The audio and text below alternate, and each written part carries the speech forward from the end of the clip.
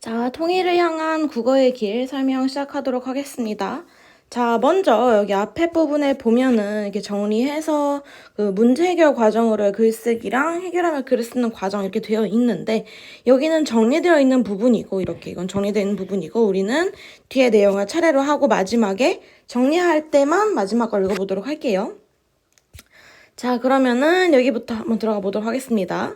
자, 먼저 문제 해결 과정으로서의 쓰기에서 제일 먼저 할 일은 뭐냐? 바로 계획하기가 되겠죠? 자, 읽어볼까요?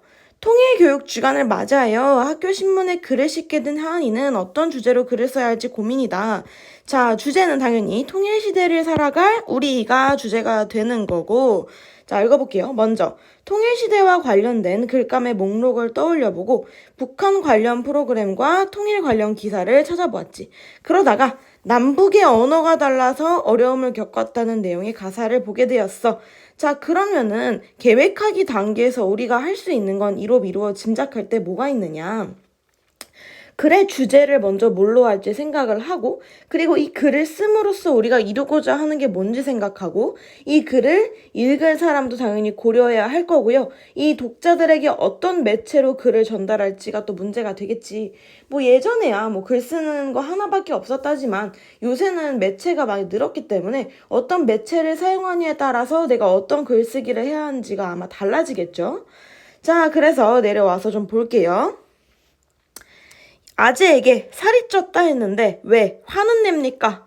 야, 살쪄다 그랬는데 왜 화는 냅니까? 라고 이렇게 궁금증을 유발하게 하는 제목을 제시했어요. 무슨 내용인지 한번 읽어볼게요. 함경북도 무산에서 나고 자란 허땡땡 씨가 한국에 도착한 지 5년. 남한의 땅과 지리는 그나마 익숙하지만 말과 글은 여전히 낯설기만 하다. 그는 실생활에서 서로 다른 단어의 뜻과 문화 차이로 당황했던 적이 손에 꼽을 수 없을 정도로 많다고 털어놓았다. 자, 지금 보면은 함경북도 무산이네요. 이거 어디야? 당연히 북한이 되겠죠. 아, 그러면은 북한 사람이 뭐로 인해 어려움을 겪어? 서로 다른 단어의 뜻, 그리고 문화 차이로 이제 힘들었던 경험을 얘기하고 있네요. 자, 그 다음에 무엇보다 외래어가 불편하다. 자, 1번보다 외래어가 불편하다. 룸메이트나 치킨 등 흔히 쓰는 외래어를 몰라서 단체 대화에서 소외되기 일쑤였다. 북한 같은 경우는 뭐 외래어를 거의 안 쓰는 게 그 문법 규칙으로 되어 있어서 그래갖고 두음 법칙도 안 지키고 있죠. 그래서 막 리설주 이렇게 부르잖아요. 이설주 이렇게 부르지 않고. 그래서 이런 게 있기 때문에 불편했대요. 같은 말이라도 남북에서 쓰이는 뜻이 달라 오해를 받기도 했다. 자, 이거는 문제 두 번째가 되겠죠. 예를 들어 오랜만에 본 여성에게 반가운 마음에 아재 살이 쪘다. 마치 속옷을 입은 것 같다고 했다. 그러니까 사이가 멀어질 뻔했다. 아이고 보자마자 지금 여성한테 살쪘다 그런 거죠. 면전에 대고. 자, 북한에서 살이 쪘다라는 표현은 좋은 의미로 받아들여지고 남한에서 아저씨를 뜻하는 아재는 북한에서는 아가씨 호칭이라는 것이다. 자, 그럼 여기서 잘못 전달된 의미 두 가지가 있네요. 첫 번째 뭐야? 아재. 두 번째 뭐야? 살이 쪘다. 자, 그래서 여기서 아재는 뭐야? 남한에서는 아저씨. 북한에서는 아가씨. 요게 1번이겠고. 두 번째, 살이 쪘다라는 건 뭐다? 북한 살이 쪘다는 좋은 의미로 받아들여진다. 아무래도 문화적 차이가 크겠죠. 북한은 살이 찌기 힘든 환경이니까. 자, 그래서 그 다음 19개의 자음, 12개의 모음을 사용하고 있는 점은 남과 북이 다를 바가 없지만 자, 이거는 남과 북의 뭐다? 이거는 공통점이 되겠죠. 이건 공통점이에요. 공통점이지만은 요거는 뭐다? 차이점이다. 오랜 세월 다른 사회체제와 생활 방식을 거치면서 남북의 언어는 서로에게 낯선 말이 되어가고 있는 것이다. 서로 다른 생활상을 반영한 새로운 단어가 양쪽에서 끊임없이 생성되고 외래어 유입과 한글 파괴 현상까지 더해지면서 자, 지금 보면은 또 뭐가 있대요? 서로 다른 생활상을 반영한 새로운 단어가 생성되고 그 다음에 외래어 유입되고 한글 파괴 현상까지 더해진다. 요즘에 이상한 말 많이 나오고 있잖아요. 줄임말도 많이 나오고. 자, 그렇기 때문에 이런 이유들 때문에 점점 더 거리가 벌어지고 있다. 이런 내용이 되겠죠. 자, 그래서 여기 주제는 여기 나왔네요. 볼까요? 여기. 남북의 언어 차이로 생길 수 있는 어려움을 어떻게 극복할 수 있을지가 주제가 되는 거예요. 자, 오른쪽에 날개를 볼게요. 제일 먼저 계획하기 단계에서 뭘 해야 된다? 목적을 명확히 해야 되고, 주제를 정하고, 독자를 정하고, 매체를 고려해서 글의 내용을 정해야 된다. 요게 되겠죠. 자, 그래서 계획할 때는 주제, 목적, 독자, 매체 선정이 굉장히 중요하다. 이런 내용을 기억해 주시면 좋을 것 같습니다. 자, 그리고 아래쪽 여기 문제 풀어보고 넘어갈게요. 자, 그 다음에 학교 신문에 시를 그리니까 예상 독자 얘기하고 있죠. 아직 계획하기 단계예요. 독자 누구? 중학생이다. 독자는 중학생. 자, 그런데 이들이 주제에 관해 얼마나 알고 있을지 모르겠다. 남북한의 언어 차이가 주제였죠. 그거에 대해서 얼마나 알고 있을지 모르겠다. 예상 독자가 무엇을 원하는지, 무엇에 관심이 있는지 등을 떠올려 봤어. 또 친구들에게 남북의 언어 차이에 관한 지식과 관심 정도를 물어보기도 했지. 자, 이거는 뭐예요? 예상 독자에 관해서 고려할 사항이 있어서 자료 조사를 미리 한 거죠. 자, 그 다음에 메모를 하고 있네요. 주제는 뭐다? 언어 차이로 생길 수 있는 어려움을 뭐 하기 위한 거? 극복하기 위한 노력이 중요한 거지. 자, 그 다음에 목적은 뭐예요? 바람직한 태도를 권유한다. 여기 목적이고, 독자는 당연히 중학생, 지식이나 관심 많지 않다. 그 다음 마지막으로 매체, 어디다 실을 거냐? 신문에다 실을 거다. 글쓰기 할 거다. 이렇게 하고 넘어갈게요. 하은이가 글쓰기를 계획하면서 겪은 문제를 어떻게 해결해 나가는지 정리해보자. 자, 먼저 주제를 잡기가 힘들어서 어떻게 했냐? 내가 무슨 글을 쓰는지 모르겠는데 내가 요즘에 가장 최근에 읽었던 글이 뭐였지? 이러고 떠올렸더니 뭐야? 아, 텔레비전 프로그램, 신문기사 이런 걸 보면서 어떤 걸 주제로 글을 쓸지 떠올렸다. 요게 문제 해결 방법이었고, 두 번째는 뭐냐면은 독자가 주제에 대해서 얼마나 알고 있을지 모르겠어. 아까 독자 누구였다? 중학생이었다. 중학생이면은 주제에 관한 지식과 관심 정도가 어떨 거다? 떨어질 거다. 이렇게 미리 알고 간다는 거예요. 자, 그 다음에 글을 쓰기 전에 부딪힐 수 있는 문제에 관해서 얘기하고 있는데, 자, 먼저 자신의 글쓰기 경험을 떠올리면서 어떤 문제에 부딪혔었는지 생각해보세요. 계획하기 단계이므로 주제와 목적을 명확히 하고 예상 독자 매체를 고려해서 어떤 어려움이 있는지를 생각해보세요. 자, 그래서 예시답 같은 경우는 글쓰기 전에 부딪힐 수 있는, 자, 학교 시험 문제가 어떻게 나오냐? 글을 쓰기 전에 부딪힐 수 있는 거, 글을 쓴 후에 부딪힐 수 있는 거, 이런 식으로 나눠서 적절한 곳을 고르시오. 이렇게 나올 가능성이 굉장히 크니까 이런 거 쉽다고 생각하지 말고 다 읽고 넘어가 주세요. 여기까지. 자, 그래서 지금 눈으로 보고 잠깐 영상 멈췄다가 눈으로 보고 다시 돌아와서 시간 줄게요. 돌아와서 자, 계획하기 단계 마무리 좀 볼게요.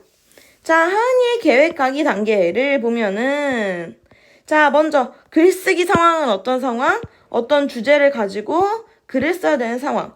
자, 그래서 어떤 주제를 선택을 할 거냐? 먼저 글감을 떠올렸고요. 그 다음에 뭐 했어? 자료들을 찾아봤다. 요게 주제 선정 과정이었고, 두 번째, 예상 독자 분석했어. 뭐라고? 중학생일 것이다. 그래서 얘네들 관심도가 어떻다? 낮을 것이다. 이런 거 확인한 게 예상 독자 분석. 그래서 마지막에 이제 계획하기 단계에서 해야 될 일 정리해주고 있죠? 이거 꼼꼼하게 읽어보고 여기 문제 풀고 잠깐 스탑했다가 넘어와 주세요.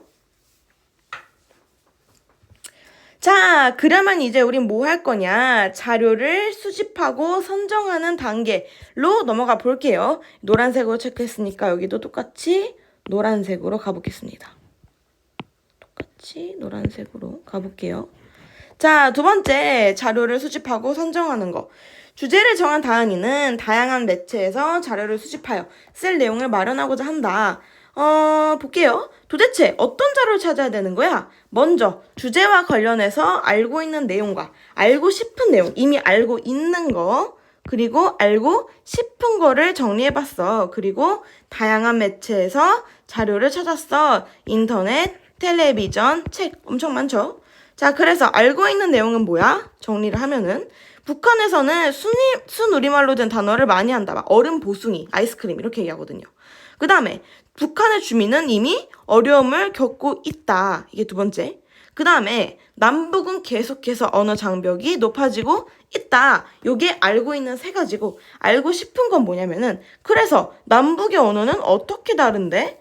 남북의 언어가 다르면은 문제점이 뭔데? 언어 차이를 그래서 벌어지는 걸 어떻게 극복할 건데? 자, 이렇게 질문이 나올 수가 있다는 거죠. 자, 그래서 자료를 이것저것 찾았으면은 자료를 너무 많이 찾았나? 글쓰기에 필요한 자료를 선정해야 될 텐데 라고 하고 있고, 그 다음에 내가 찾은 자료가 글을 쓰려는 주제, 목적, 예상 독자의 요구나 지식 수준, 글을 쓸 때의 매체의 특성에 맞는지 살펴보았어. 자, 매체의 특성을 알아야 될 필요가 뭐냐면은 우리가 어떤 신문 기사로 글을 접할 때랑 인스타에 어떤 그 캡처본으로 스토리를 접할 때랑은 느낌이 완전 다르잖아요.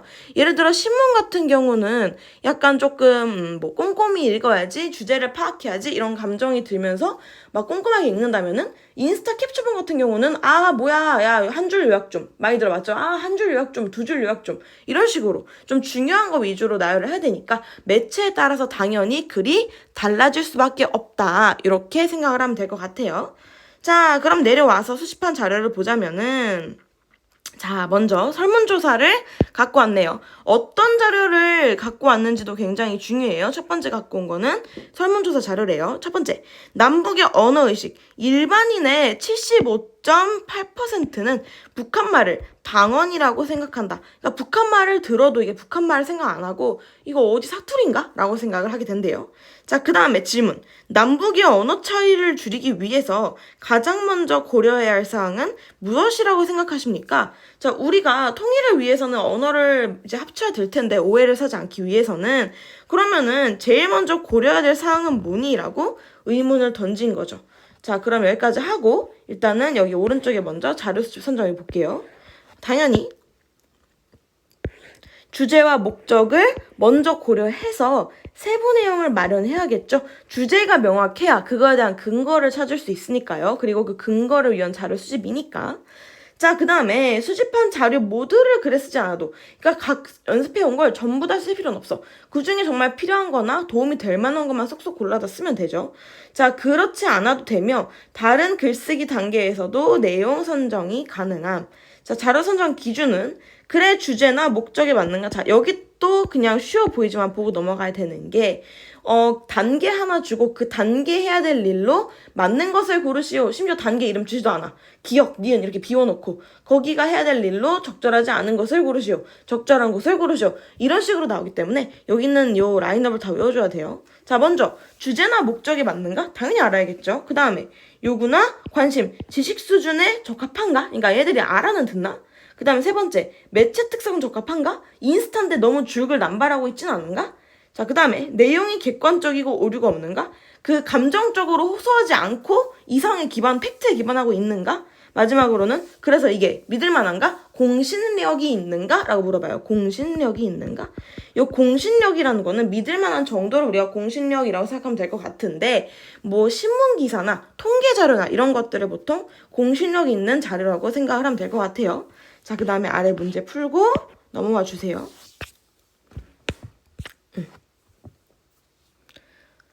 자, 그 다음 넘어가서 지금 볼게요. 다음은 뭐냐.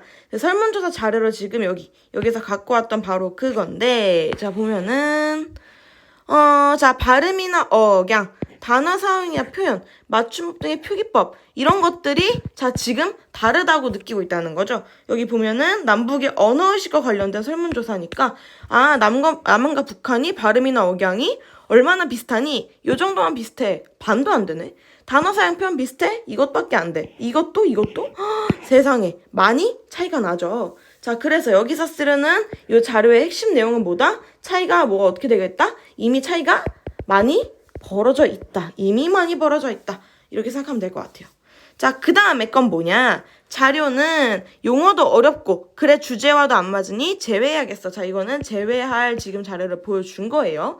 그러니까 여기는 사용할 자료고 여기는 제외할 자료지. 자, 통계자료 같은 거는 숫자로 되어 있기 때문에 매우 믿을 만한 자료고 되게 좋은 통계의 근거라고 말할 수 있지만은 여기 책에 나온 요거는 읽어볼게요.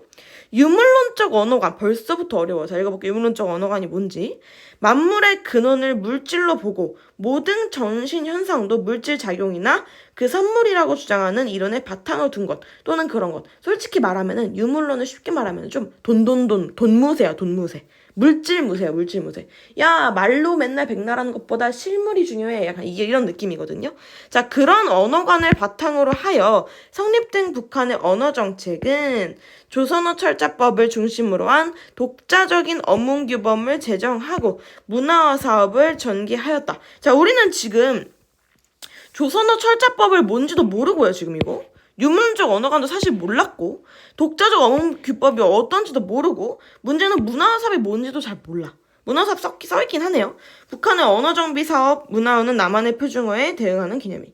그러니까 지금 보면은 정확히 뭔지 모르겠는 어려운 내용들이 막 나열돼 있어. 자, 이런 경우는 어떻게 해야 된다? 무조건 그냥 날려버리자. 독자의 지식 수준. 중학생을 고려해야 된다. 중학생한테 유물론적 이래봤자 듣고 싶겠냐고요. 그쵸? 자, 그래서 이렇게 해서 넘어갈 거고, 밑에 볼게요. 자, 다음 자료는 어디서 갖고 왔냐 또? 책에서 들어갔네요. 읽어볼까? 자, 남북한의 발음 및 차이, 표기 차이라 그랬는데 아까 발음 차이 많이 난다 그랬잖아요. 요거에 대한 근거 자료가 될 수 있겠지? 자, 두음 법칙, 아까 방금 얘기했던 거, 리설주. 앞에 리을이 오는 거를 굳이 이응으로 바꿔주지 않아. 자, 한자 처음에 니은, 리을이 올 때 남측은 이응이나 니은으로 발음하고 써. 예를 들어서 뭐가 있냐면은, 뭐가 있을까요? 리을로 끝나는 거. 뭐 끝말잇기 할 때 생각을 해보면은 릴로 끝나는 게 뭐가 있겠지? 조림 이렇게 끝났어. 생선조림이라고 단어를 했을 때 다음 사람이 뭐로 받아요? 림으로 받아? 아니지, 임으로 받잖아. 이런 게 바로 두음 법칙이에요. 한자어일 때, 한자어인 경우 이거 조심해야 돼. 한자어인 경우에 맨 앞에 니은이나 리을이 오면은 이응이나 니은으로 그냥 바꿔준다. 자, 하지만 북한은 뭐다? 그렇게 안 한다. 이거 알고 있으면 될 것 같아요. 애초에 여자도 여자여갖고 여자가 맞는데 우린 여자라 부르잖아. 북한은 그대로 여자라고 부른대요. 자, 그 다음은 뭐냐? 사이시옷인데, 사이시옷은 뭐냐면은 합쳐진 두 말 사이에서 소리가 덧날 때 남측은 사이시옷을 쓰지만 북측은 안 쓴. 자, 더해졌다는 얘기가 뭐냐면은 뜻이 있는 단어 두 개가 합쳐진 거야. 초하고, 미안해요. 다시 쓸게요. 그 불 붙이는 초하고 불이 붙었어. 그럼 우리 이거 초불이라 불러요? 아니죠. 뭐라 불러? 촛불이라 부르잖아. 자, 그래서 합쳐진 두 말 사이에서 소리가 덧난다 그래요. 소리가 덧날 때 남측은 뭘 쓴다? 사이시옷을 쓴다. 북측은 그냥 초불 이렇게 말한다 하고 넘어갈게요. 자, 그 다음에 이제 뮤직비디오를 보면은 뮤직비디오를 인쇄매체에 실을 수 없으니까 북한 이탈 청소년이 어려움을 겪었던 내용을 예로 활용해야지. 그러니까 그 노래를 넣을 수 없기 때문에 가사만 넣겠다 이 정도죠. 연락이 아니라 우리는 뭐라 그래요? 축구에서 패스라고 그러잖아. 근데 북한에서는 야, 나 패스해줘 이게 아니라 야, 나 연락해줘 이렇게 뜻을 완전 다르게 쓴다. 알아주시고.